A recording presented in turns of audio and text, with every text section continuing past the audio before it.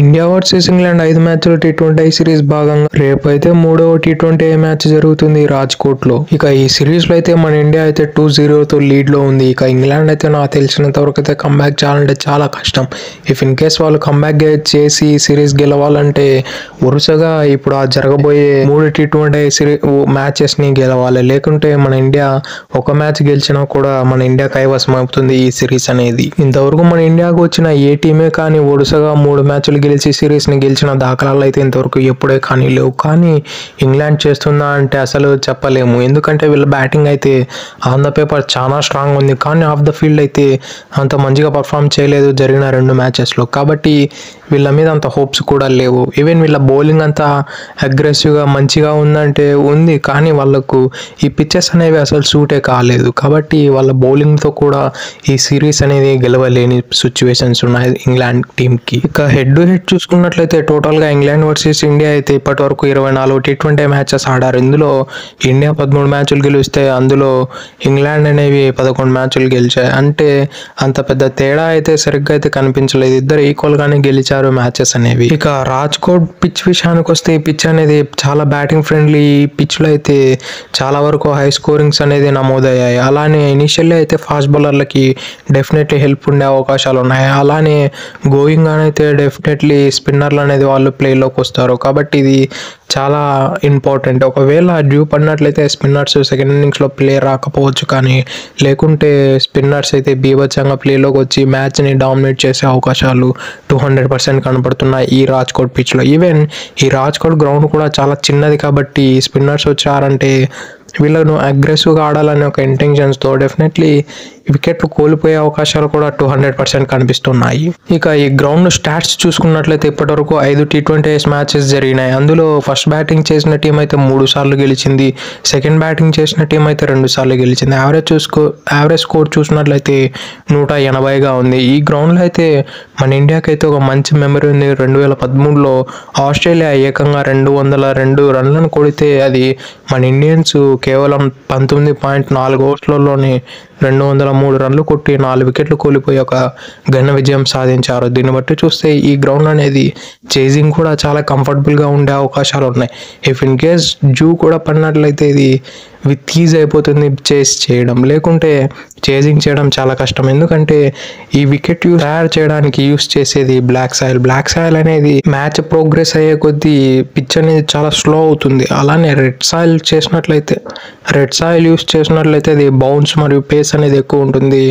Match almost ఈవెన్గా జరిగే అవకాశాలు ఉన్నాయి. బ్లాక్ సాయిల్ అయితే ఇటువంటిది ఈవెన్గా జరిగే అవకాశాలు అయితే లేకపోవచ్చు. ఎక్కువ పోను స్పిన్నర్లు అనేవారు చాలా ప్లేలోకి వచ్చే అవకాశాలు ఉన్నాయి. కాబట్టి ఈ మ్యాచ్ కూడా ఎలా అవుతుందో చూసాం. ఇక వెదర్ రిపోర్ట్ విషయానికి వస్తే రేపైతే వర్షం అడ్డంకి అయితే ఎటువంటి అడ్డంకులు అయితే లేవు, కానీ లాస్ట్ హాఫ్ అన్ అవర్ అయితే డ్యూ పడే అవకాశాలు ఉన్నాయని ఇప్పటివరకు వచ్చిన రిపోర్ట్స్ అయితే చెబుతున్నాయి. కానీ డ్యూ పడినట్లయితే మ్యాచ్ అయితే వన్ సైడ్ అయిపోతుంది డెఫినెట్లీ. ఇక మన ఇండియన్ టీం విషయానికి వస్తే లాస్ట్ మ్యాచ్లో అయితే బ్యాటింగ్ కొలాప్స్ జరిగింది. కానీ ఒక 1 మ్యాన్ షోగా తిలక్ వర్మ అయితే చాలా వరకు కష్టపడి 72 రన్లు కొట్టి మ్యాచ్ను గెలిపించాడు. కానీ మన బ్యాటింగ్లో అయితే చాలా వరకు లూప్ హోల్స్ అయితే కనపడుతున్నాయి. అది చెన్నై పిచ్లో అయితే మన బ్యాటర్స్కి అయితే మంచి యావరేజ్ మంచి రికార్డ్స్ అయితే లేవు, కానీ రాజ్కోట్ పిచ్లో అయితే అటువంటివి లేవు. కాబట్టి ఇక్కడ ఏమన్నా స్టెప్ అప్ అయ్యి సంజు శాంసన్, అభిషేక్ శర్మ లాంటి ప్లేయర్లు ఓపెనింగ్ మంచి స్టార్ట్ ఇచ్చినట్లయితే రానున్న టీం కూడా చాలా మంచి బేస్తో కొనసాగే అవకాశాలు ఉన్నాయి.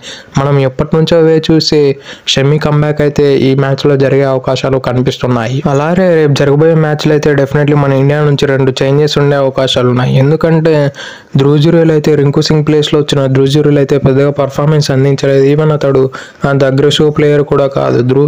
రింకు సింగ్ రిప్లేస్మెంట్ చేసిన రమన్దీప్ సింగ్ అయితే డెఫినెట్లీ ఆడే అవకాశాలు ఉన్నాయి నెక్స్ట్ మ్యాచ్. ఎందుకంటే రమన్దీప్ సింగ్కు చాలా బిగ్ హిట్టింగ్ కెపబిలిటీస్ ఉన్నాయి. ఎందుకంటే అతడు సౌత్ ఆఫ్రికా లాంటి పెద్ద టీం పైన డెబ్యూ చేసి ఫస్ట్ బాల్ 6 కొట్టి అక్కడ విత్ ఈజ్ ద బ్యాటింగ్ చేశాడు సౌత్ ఆఫ్రికన్ పిచ్చెస్లో. కాబట్టి ఇతడికి మన ఇండియన్ పిచ్చెస్లో కూడా ఆడిన అనుభవం చాలా ఎక్కువగా ఉంది. కాబట్టి డెఫినెట్లీ రమన్దీప్ సింగ్ అయితే యాడ్ చేసే అవకాశాలు ఉన్నాయి. అలానే రబీ బిష్నోయిని తీసేసి షమీని కూడా యాడ్ చేసే అవకాశాలు ఉన్నాయి. ఈ 2 అయితే మన ప్లేయింగ్ 11లో మార్పులు జరిగే అవకాశాలు ఉన్నాయి. ఇక ఎనీవే మన ప్రాబబుల్ ప్లేయింగ్ 11 చూసుకున్నట్లయితే opening Sanju Samson, Abhishek Sharma, 1 down Tilak Varma, number 4 Suryakumar Yadav, number 5 Hardik Pandya, number 6 Ramandeep Singh, number 7 Washington Sundar, number 8 Axar Patel, number 9 Shami, number 10 Harshdeep Singh, number 11 Varun చక్రవర్తితో బరిలో దిగే అవకాశాలు చాలా ఎక్కువగా కనిపిస్తున్నాయి. ఇక ఇంగ్లాండ్ టీం విషయానికి వస్తే ఇంగ్లాండ్ టీం అయితే అసలు వాళ్ళ బ్యాటింగ్ అయితే చాలా వరకు కొలాప్స్ అయిపోతుంది. లాస్ట్ మ్యాచ్ అయితే ఆ లోయర్ డౌన్ ఆర్డర్ వచ్చి జేమ్స్ స్మిత్, జేమ్స్ ఓవర్టన్ మరియు బ్రేడన్ కార్స్ అనే ఈ ప్లేయర్స్ అయితే కొంతవరకు రన్స్ స్కోర్ చేశారు. కానీ ఇంకా మిగతా ప్లేయర్లు అయితే ఎవరే కానీ స్కోర్ చేయలేకున్నారు. ఈవెన్ జోస్ బట్లర్ ఒక్కడే 2 మ్యాచ్లు, ఒక మ్యాచ్ ఏమో 45, ఇంకో మ్యాచ్ ఏమో 63 కొట్టాడు. ఆ తర్వాత చూస్తే ఏ ఒక్క ప్లేయర్ కూడా వాళ్ళ సైడ్ నుంచి పర్ఫామ్ చేయడం లేదు. ఎన్నో నమ్మకాలు పెట్టుకున్న హ్యారీ బ్రూక్స్, లియామ్ లివింగ్స్టోన్ కూడా మన ఇండియన్ పిచ్చెస్ పైన ఘోరంగా ఫీల్ అయిపోతున్నారు.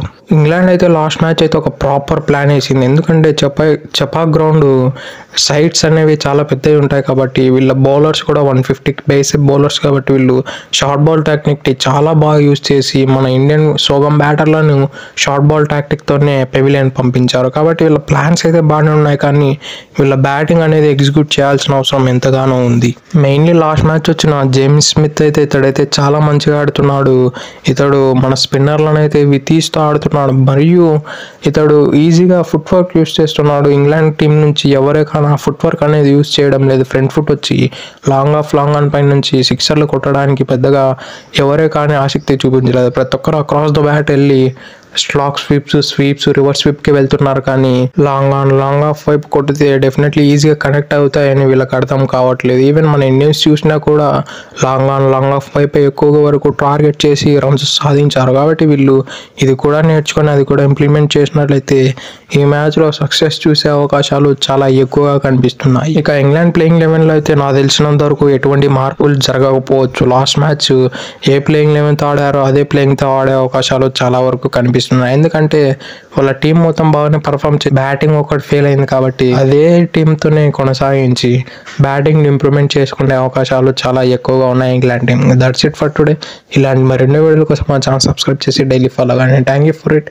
Have a nice day.